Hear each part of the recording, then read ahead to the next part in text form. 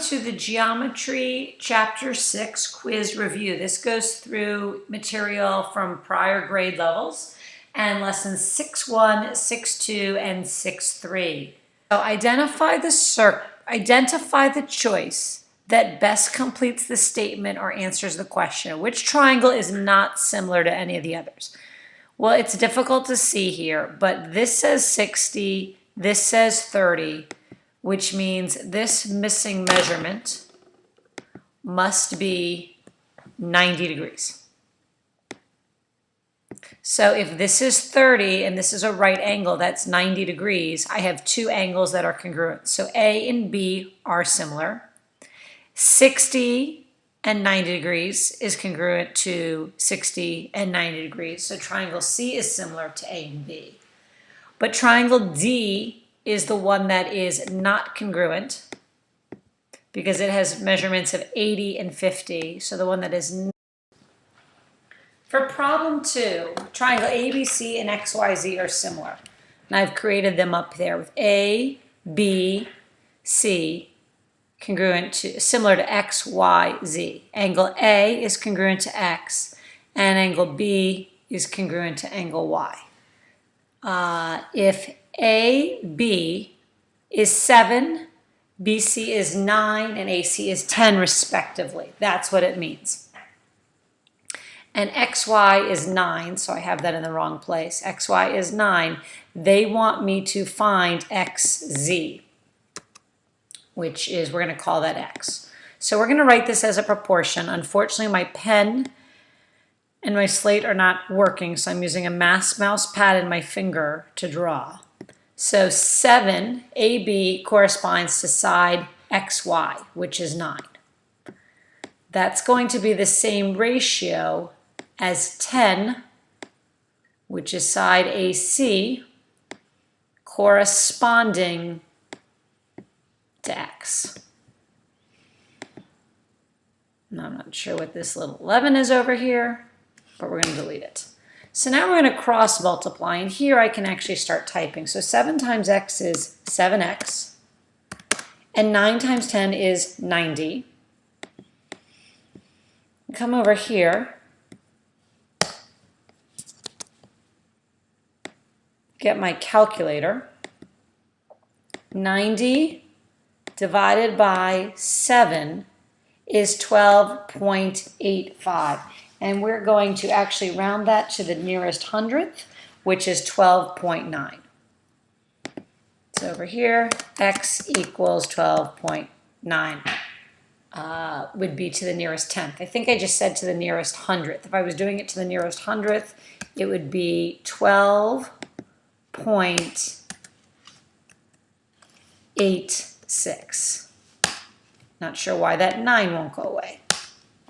But that would be to the nearest hundredth. To the nearest tenth is 12.9. I'm going to clear this.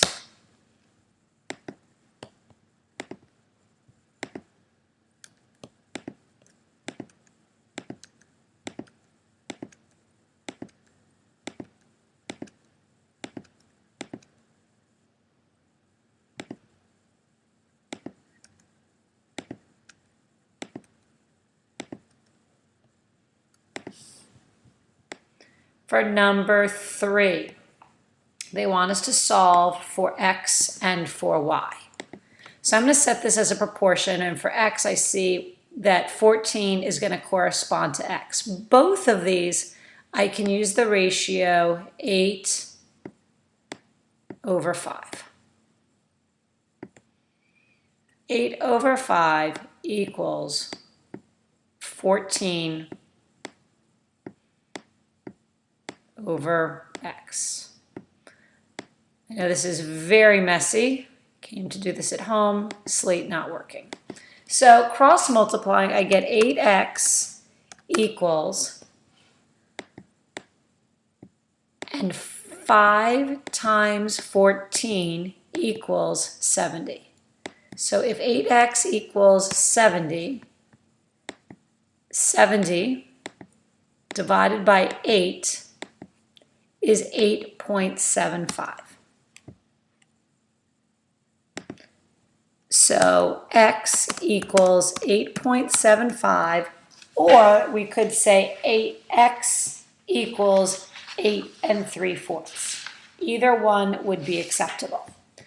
Now, I also have to solve for y.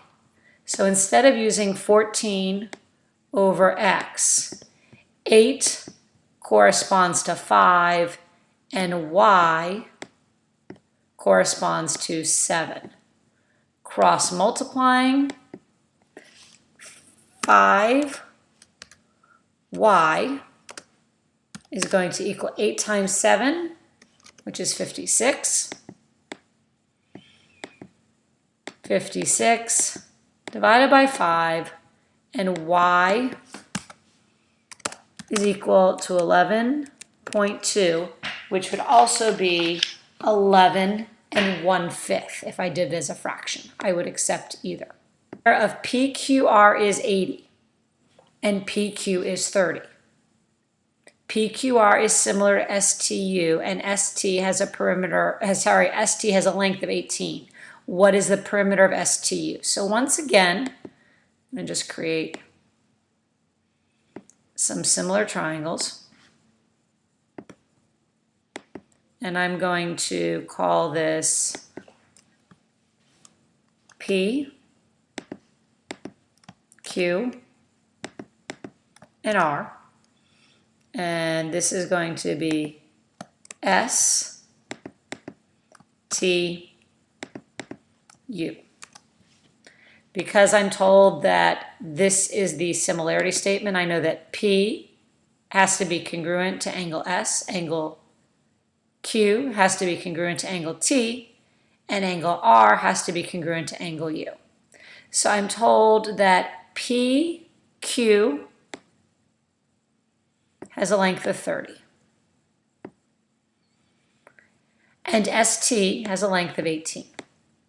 I also know that the ratio of perimeters is going to be the same as the ratio of side lengths, because perimeter is one dimension. So 30 for PQ over 18 to ST is going to have the same ratio as the perimeters. The perimeter of PQR is 80. I want the perimeter of STU. That should be an X. So when I cross multiply, 18 times 80 is 1,440. So that means 30x is going to be equal to 1,440. And 1,440 divided by 30 is going to be equal to 48. So x is equal to 48. Number 5, quadrilateral ABCD is similar to quadrilateral EFGH. Describe a series of transformations that moves ABCD onto EFGH. Well, I can see here that it's a dilation, and it's a dilation of a scale factor. So when we look at these, the first thing we want to see is that we're going from 4 to 7, those corresponding sides, 4 to 7. Now, since we're getting larger, it obviously needs to be a scale factor greater than 1. So it's a scale factor actually of 7 over 4. Now, to get orientated from this way down to there, there's two different ways we can say this. So, and this part's a little bit trickier. I would expect you to be able to get the scale factor of 7 to 4. This is also a rotation of 180 degrees, centered at point A or point E. since point A and E are the same. It also could be a reflection over a line, and that line would be going through AE. But since we don't have coordinates there, the better answer would be a rotation of 180 degrees around point A or point E. I would not expect you to necessarily get the rotation part, but if I ask this question and then say describe the or give the scale factor involved in this series of transformations, I would expect you to be able to get that the scale factor is 7 to 4 because it's getting larger. If we went from the dotted figure to the smaller figure, then it would be a scale factor of 4 over 7 because that's less than 1 and we're getting smaller. So when you reduce, your scale factor is less than 1. Number 6, a lot of questions always with this problem. So a soother toy for a baby is projecting an image onto the ceiling. Using the information in the diagram, find the scale factor of the dilation. So basically what they want you to see here, there is a base. The base is 3 inches, or a height here of 3 inches. It's corresponding to a height of 90 inches. So basically there's something here. It is projecting an image. This is a little difficult to see. In the past, we've been talking about polygons, or we've been talking about triangles. We've been talking about straight sides, but that's still just one dimension. While we have a circle here, if it has a diameter of 0.8 inches on the smaller piece, that still corresponds to a diameter of X on the larger piece. Okay? So that's actually, we're still setting it up the same way. Don't let the fact that it's a circle throw you. No, if you want to know the truth, I'm not asking the baby soother toy on the quiz. I want you, though, to understand and not get thrown by the change in dimensions, meaning that we're using dimensions from a circle. It's still just one dimension compared to one dimension. So 90 times 0.8 is 72, and 72 divided by 3 is 24. So basically, this is going to project an image that is 24 inches or 2 feet onto the ceiling. Okay? They also did ask, I think in this, find the scale factor. If I gave you a multiple choice, so 3 over 90, 3 divided by 3 is 1, and 90 divided by 3 is 30. So 3 over 90 simplifies to 1 over 30. So the image on the ceiling is 30 times larger than the image coming out of this little lamp. Problem number 7, use the figure to find the measure of angle CED. We want to find the measure of this angle here. It looks like, if these are similar, it would be congruent to angle B. But we first need to check and prove that the triangles are similar, which we can do from angle similarity theorem. A and D are both right angles, so they are congruent. C is the same angle in triangle CED and triangle CBA. So they are congruent, which means the third angle would obviously be congruent. B is congruent to A, so angle CED is also going to be 51 degrees. If I were, I'm not doing it, but if I were to take this problem and extend it, I could actually find the length of CB by setting up a proportion. Because 19 is the length of the shorter triangle. It's going to correspond to the larger triangle. Just like this measurement of 12 in the smaller triangle is going to correspond to 14 in the larger triangle. So 12x is equal to, I'm going to take my calculator off screen here, 19 times 14, 266. And 266 divided by 12, x equals 21, it's going to round here, sorry, 22.2. Understand, I've just extended this problem to a different problem. On the actual review, they're just asking you to find the measure of that missing angle. Number 18. Karen wants to measure the height of a streetlight outside her house. She places a mirror on the ground, 52 feet from the streetlight, then walks backwards until she is able to see the top of the streetlight in the mirror. Her eyes are 5.8 feet above the ground, and she is 14 feet from the mirror. What is the height of the streetlight to the nearest tenth of foot? So we got a lot going on here. So let's try and draw a picture. She places a mirror on the ground, 52 feet from the streetlight. So here's a streetlight. And this length, I'm going to use yellow, is 52 feet. Okay? She then walks backwards.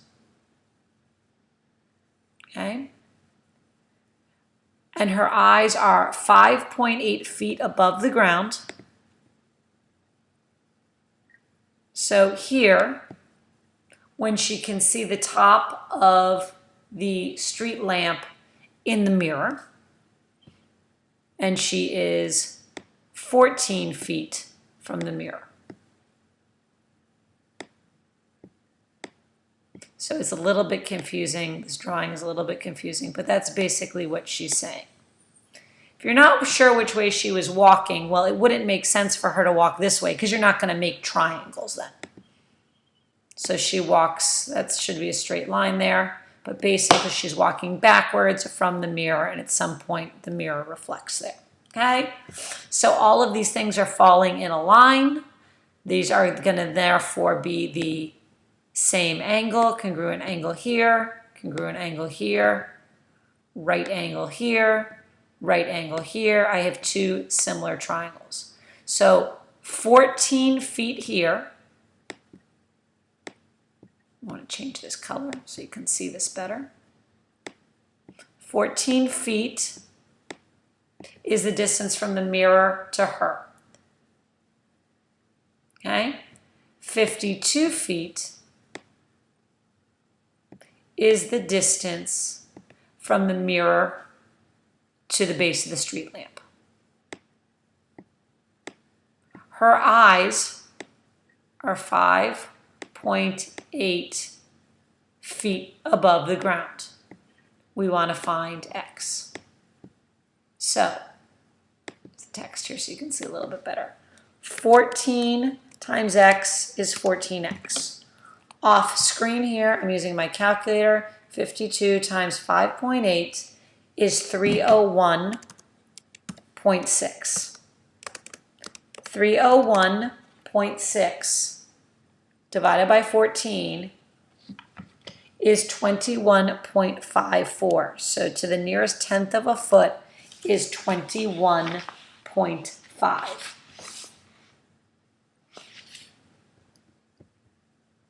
Okay? Number 9. Given that ABC is similar to DEF, solve for X and Y. So we had a problem like this before on the last page. 10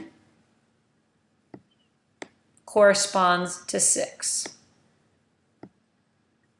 10 over 6, that can actually be simplified to make my life a little bit easier. They're both divisible by 2.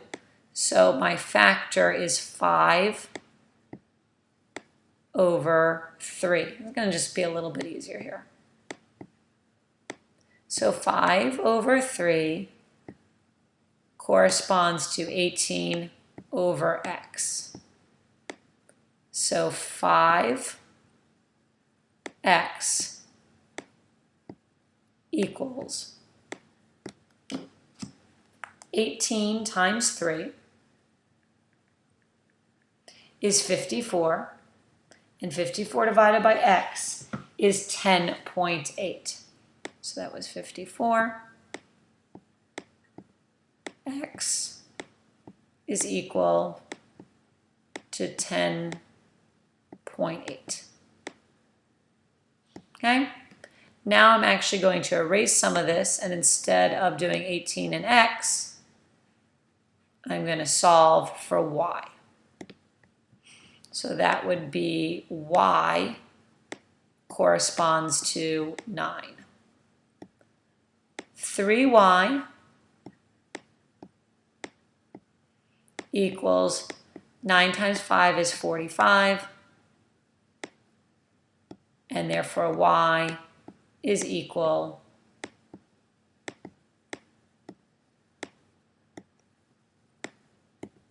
to 15.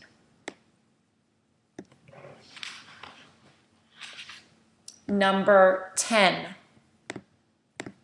A photo needs to be enlarged from original with a length of 7 and a width of 15 to a new size. So I want to make a rectangle here. Okay, length is 7 and a width of 5. So length is 7, width of 5. Now I want a new one. It's going to be similar. Okay, where the new width is 15.